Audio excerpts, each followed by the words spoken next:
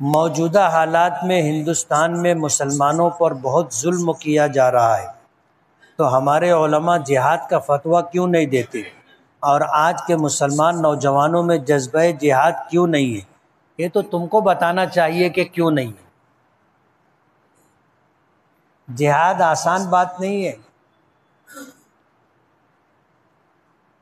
جہاد کے معنی یہ ہے کہ اچھائی کو باقی رکھنے کے لیے یا بھلائی کے وجود کے لیے آدمی کوشش کرے، اور آخری کوشش یہ ہے کہ اس کے لیے اپنی جان دے دے، اس کو جہاد کہتے۔ حضرت مولانا سید اسد مدنی رحمت اللہ علیہ سے کسی نے پوچھا تھا کہ حالات اتنے خراب ہیں، جمعیت علماء کے آپ صدر ہیں، آپ جہاد کا فتویٰ کیوں نہیں دیتے؟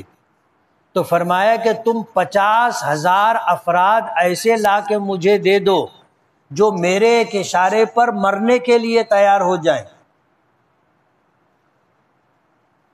تو میں جہاد کا فتویٰ دے دوں گا۔ ایک آدمی بھی نہیں آیا نا۔ اب جہاد کا فتویٰ دے دیں گے، کرنے والا بھی تو چاہیے نا۔ اب آپ خود ہی لکھ رہے ہو کہ نوجوانوں میں جذبہ نہیں ہے، تو پھر جہاد کا فتویٰ علماء کرام کیسے دیں گے؟ دنیا میں کتنے مذاہب ہیں اور کتنے دھرم ہیں، اللہ ہی جانتا ہے، مجھے نہیں معلوم۔ میں استخارہ کرتا ہوں پر غلط ہو جاتا ہے، اس کا صحیح طریقہ بتائیں۔ استخارے کا صحیح طریقہ وہ جو مقبول اور مسنون دعائیں ہیں، اور بھی کتابوں میں آپ کو مل جائے گا کہ رات میں سونے سے پہلے اچھی طرح وضو کر کے 2 رکعت نماز صلاۃ استخارے کی نیت سے پڑھیں اور اللہ سے دعا کریں۔ استخارے کی دعا پڑھیں، اللہ سے دعا کریں کہ میری شادی لگ رہی ہے فلاں جگہ، میرے لیے اس میں بھلائی اور خیر ہے یا نہیں؟ تو اشارہ مل جائے گا یا صراحتاً آپ کو دکھائی دے دے گا کہ آپ کی شادی ہو رہی ہے، بارات نکلی ہے، آپ کے گھر لوگ جمع ہیں، ایسا اشارہ مل جائے گا، آپ نوشہ بن رہے۔ یا دوسرا اشارہ مل جائے گا کہ تمہاری شادی کی تم تیاری کر رہے تھے، کسی نے آگے منع کر دیا۔ حضرت مولانا پیر ذوالفقار نقشبندی کے متعلق کوئی معلومات بتلائیے کہ یہ شخصیت کون ہے اور ان کا مقام کیا ہے؟ اللہ کے ایک ولی ہیں، پاکستان کے رہنے والے ہیں، ہندوستان میں بھی بہت سارے لوگ ان سے بیعت ہیں۔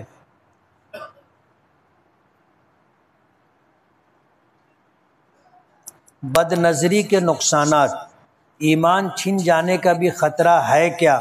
وضاحت کیجیے۔ گناہ ہے اور گناہ بے لذت ہے۔ کیسا گناہ ہے؟ گناہ بے لذت۔ ایک گناہ وہ ہوتا ہے کہ جس کو کرے تو آدمی کو لذت ملے، اور ایک گناہ وہ ہے جس کو کرنے کے بعد آدمی کو کوئی لذت نہیں ملتی۔ جیسے ایک پرائی عورت کو تم نے دیکھ لیا اور بہت غور سے دیکھتے رہے، کچھ ملتا ہے؟ بے چینی اور بڑھ جاتی ہے۔ اور جو لوگ کہیں اس طرح بد نظری کی وجہ سے دل لگا بیٹھتے ہیں تو ان کی نیند بھی اڑ جاتی نا، پھر رات کو ان کو نیند بھی نہیں آتی۔ مؤذن جمعہ کی پہلی اذان دینے کے بعد مسجد کے کام سے جا سکتا ہے اگر اس کو اطمینان ہے کہ وہ جا کر کے آ جائے گا وقت پر، سنت کا وقت بھی اسے مل جائے گا تو جا کے آ سکتا ہے۔ بہتر یہ ہے کہ اس سے پرہیز کرے۔ زید کا ایک بہت قریبی دوست ہے اور زید نے خواب میں اس دوست کو 3 مرتبہ مرتے مرتے بچتے ہوئے دیکھا، کہ ایک مرتبہ ایکسیڈنٹ میں، ایک مرتبہ پانی میں ڈوبتے ہوئے اور ایک مرتبہ سانپ کے کاٹنے سے۔ زید بہت پریشان ہے، اس کے ساتھ تعلقات رکھے یا نہ رکھے؟ مہربانی رہنمائی فرمائے، نوازش ہوگی۔ اب تم کو تعلق رکھنے میں کیا ڈر ہے؟ اور موت کا خواب دیکھنا ضروری نہیں ہے کہ آدمی مر ہی جائے۔ اور یہ چیزیں اصل میں کیا ہوتا ہے، خواب کی 3 قسمیں۔ ایک خواب ہوتا ہے حدیث نفس، جو چیز آدمی سوچتا رہتا ہے یا جو کام آدمی کرتا رہتا ہے وہی یا اس جیسی چیز دکھائی دے تو اس کی کوئی تعبیر نہیں، اس کو حدیث نفس کہتے ہیں۔ ایک خواب وہ ہوتا ہے جس کو ہم ڈراؤنا خواب کہتے ہیں، یہ شیطانی اثرات سے دکھتا ہے، اس کی بھی کوئی تعبیر نہیں۔ اور ایک خواب ہوتا ہے مبشرات، جس میں آگاہی دی جاتی ہے کہ تم کو کچھ اچھی چیز ملنے والی ہے، اس کی تعبیر ہوتی ہے۔ اور خواب بہت عجیب و غریب چیز ہے، اور اس کا علم بھی بہت مشکل سے آدمی کو آتا ہے۔ محمد ابن سیرین رحمۃ اللہ علیہ ایک بہت بڑے امام گزرے، ایک آدمی ان کے پاس آیا اور خواب بتایا کہ میری چارپائی کے نیچے آگ دہک رہی ہے۔ تو انہوں نے فرمایا کہ جا وہاں کھدائی کر، نیچے خزانہ ہے، سونا ہے وہاں پر، سونا۔ وہ گیا، جا کے کھودا تو بڑا خزانہ، ڈیگ نکلی بڑی والی۔ کچھ دنوں کے بعد ایک آدمی آیا، اس نے پھر یہ خواب بتایا کہ میری چارپائی کے نیچے آگ دہک رہی۔ فرمایا کہ جلدی سے جا، گھر والوں کو گھر سے باہر نکال، چھت گرنے والی ہے۔ اب خواب ایک، جو شاگرد بیٹھے ہوئے تھے وہ کہنے لگے حضرت ابھی کچھ مہینہ پہلے ایک آدمی آیا تھا، یہی خواب دیکھا، آپ نے تعبیر دی کہ خزانہ ہے، تو صحیح میں خزانہ نکلا۔ اور دوسرا آدمی آیا، یہی خواب دیکھا، آپ نے کہا گھر خالی کر، چھت گرنے والی ہے، تو صحیح میں چھت گری۔ ایسا کیسے؟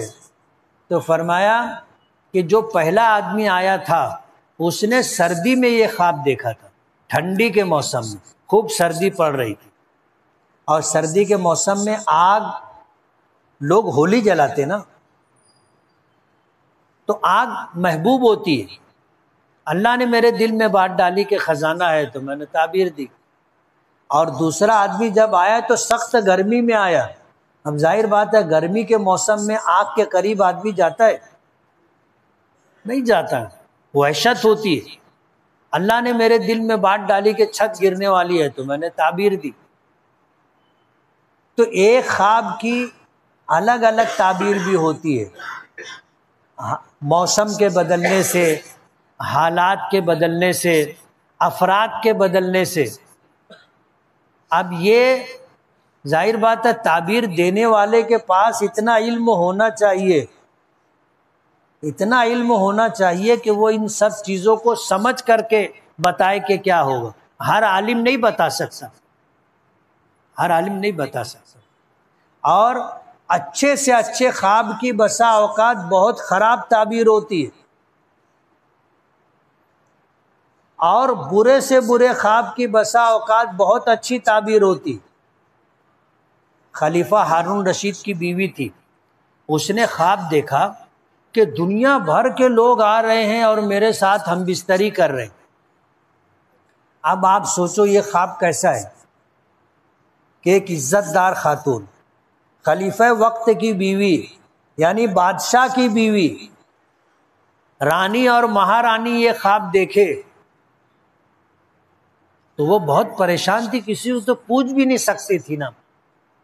تو اس نے اپنی باندی کو بلایا، نوکرانی کو، اور کہا کہ تو جا کر کے اس کی تعبیر پوچھ، کیا کہ تو بولنا کہ میں نے ایسا خواب دیکھا، میرا نام مت بتانا۔ تو وہ باندی گئی اور محمد ابن سیرین رحمۃ اللہ علیہ کے پاس جا کر اس نے کہا کہ حضرت میں نے خواب دیکھا ہے، اور پھر اس نے یہ خواب سنایا۔ تو انہوں نے نظر اٹھا کر کے اس کو دیکھا، بولے تو یہ خواب نہیں دیکھ سکتی، جا، یہ تیرا خواب نہیں۔ وہ پریشان ہو گئی، واپس آئی، آ کر کے ملکہ کو کہا کہ انہوں نے تو مجھ کو بھگا دیا اور کہا کہ تو یہ خواب نہیں دیکھ سکتی۔ بولے انہوں نے یہ بات کہی ہے؟ بولے ہاں۔ بولے جا تنہائی میں ان سے کہنا کہ ملکہ زبیدہ نے یہ خواب دیکھا ہے۔ تو وہ گئی اور تنہائی میں جا کر کہا کہ حضرت یہ خواب خلیفہ وقت کی بیوی ملکہ زبیدہ نے یہ خواب دیکھا ہے۔ بولے ہاں وہ یہ خواب دیکھ سکتی ہے، تو نہیں دیکھ سکتی۔ بولے تعبیر؟ بولے اللہ اس سے ایسا کام لے گا جس سے دنیا بھر کے لوگ فائدہ اٹھائیں گے۔ تو اللہ پاک نے جب وہ حج پر گئی اور حاجیوں کو پانی کی تکلیف دیکھی تو اس نے نہر زبیدہ بنوائی۔ آج بھی اس کے باقیات ہیں۔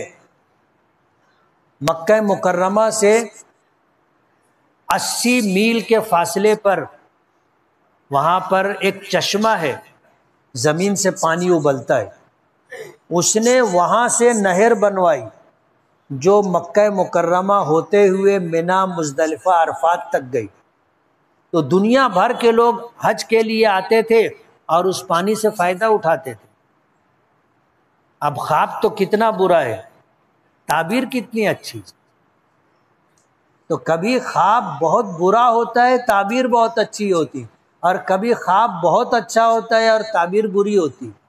تو یہ ہر شخص کے پاس یہ علم نہیں ہوتا۔ مفتی صاحب، گھر میں اگر کوئی عورت کسی نامحرم سے فون پر بات کرتی ہو تو کیا گھر کے سرپرست کو بتا دینا چاہیے؟ اگر بتایا گیا تو یقیناً گھر ٹوٹ جائے گا، تو کیا بتا دینا چاہیے؟ گناہ تو نہیں ملے گا۔ جو یہ حرکت کرتی ہے اس کو پہلے روکنا چاہیے کہ دیکھ تو یہ کام بند کر، نہیں بند کرے گی تو میں پھر بول دوں گا، تیرے شوہر کو بول دوں گا، تیرے باپ کو بول دوں گا، گھر خاندان کے بڑے کو بول دوں گا۔ اس کے بعد بھی اگر وہ نہ مانے تو آپ اچھے انداز میں بتا سکتے ہیں۔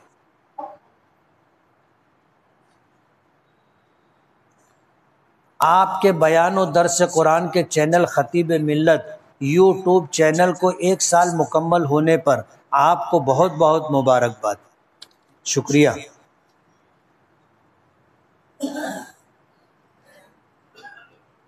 کسی کافر یا غیر مسلم کے لیے دعا کرنا کیسا ہے؟ کر سکتے ہیں، دعا کریں کہ اللہ اس کو ہدایت دے دے۔ سب سے اچھی دعا اس کے لیے یہ۔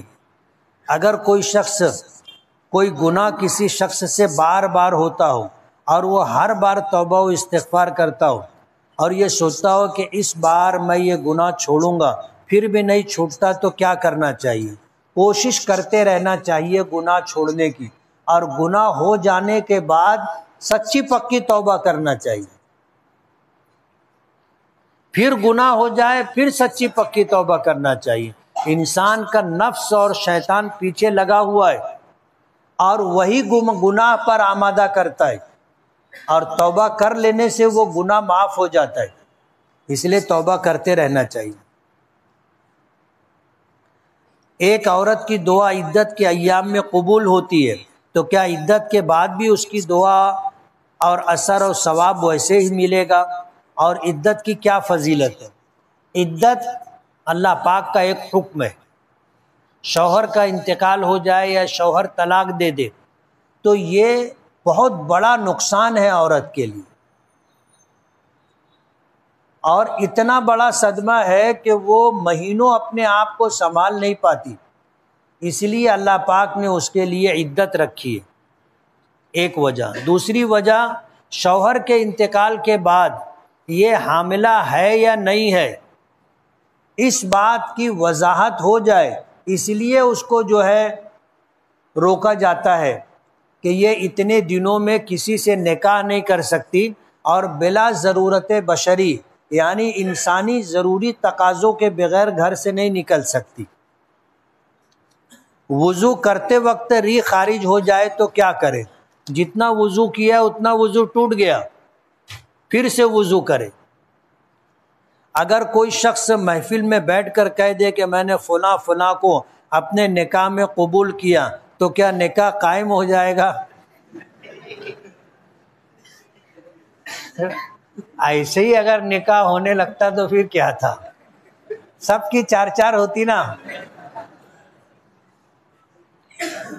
نکاح کے لیے ایجاب اور قبول دونوں ضروری ہے، اور ایجاب و قبول کے لیے 2 گواہوں کا، 2 مرد عادل گواہوں کا ہونا ضروری ہے، اور اگر ایک مرد ہے تو ایک مرد اور 2 عورتوں کا گواہ ہونا ضروری ہے. اکیلے میں ایجاب و قبول کیے تو نکاح نہیں ہوگا، 2 گواہ ضروری ہے، مہر ضروری ہے. اور حضور نے تو فرمایا نکاح کا اعلان کرو، نکاح کا اعلان کرو.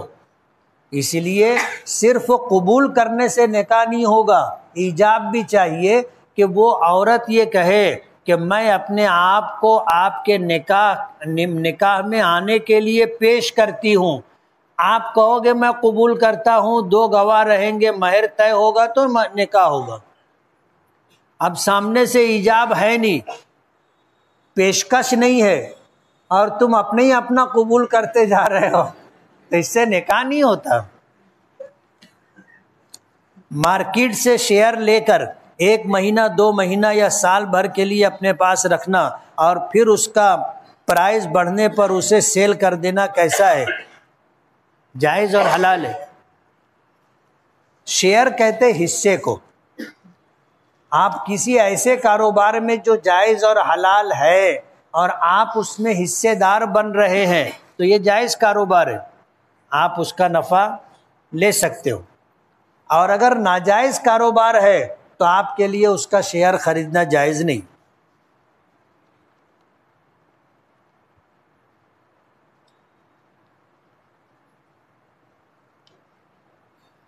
ایک دن میں مسجد میں سبق یاد کرنے گیا تھا، گرمی لگ رہی تھی تو میں نے پنکھا چلا لیا.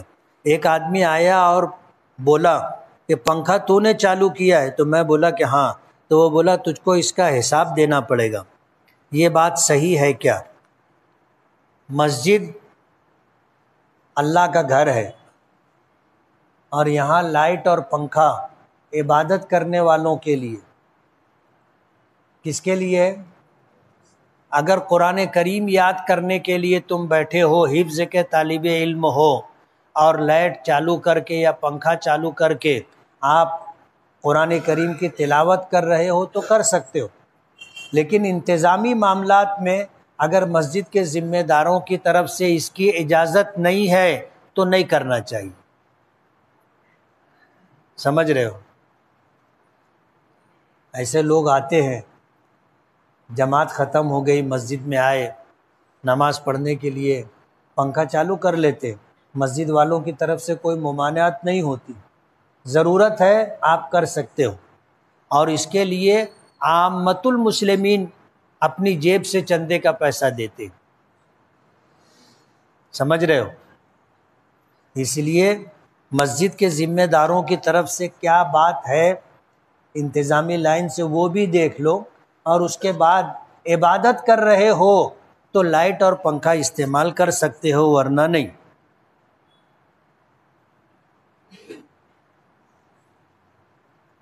امام صاحب کی 2 رکعت ہو گئی، ہم مسجد میں آئے اور نماز میں شامل ہو گئے، تو جب امام آخری رکعت کے قاعدے میں بیٹھا ہوگا تو ہمیں اتحیات پڑھ کر درود ابراہیم پڑھنا ہے یا نہیں؟ اگر ہماری کوئی رکعت چھوٹ گئی ہے اور ہم مسجد میں آئے، جماعت میں شامل ہو گئے، امام جو قاعدہ اخیرہ میں بیٹھا ہے تو ہم صرف اتحیات پڑھ کر کے خاموش ہو جائیں گے، درود شریف اور دعائے معصورہ نہیں پڑھیں گے.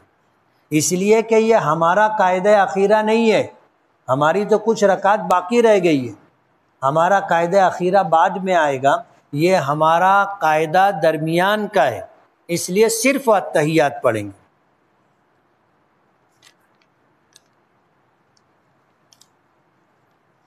دل ہی میں ذکر کرنا یعنی بغیر ہونٹ اور زبان ہلائے تو کیا اس کا ثواب ملے گا؟ ملے گا.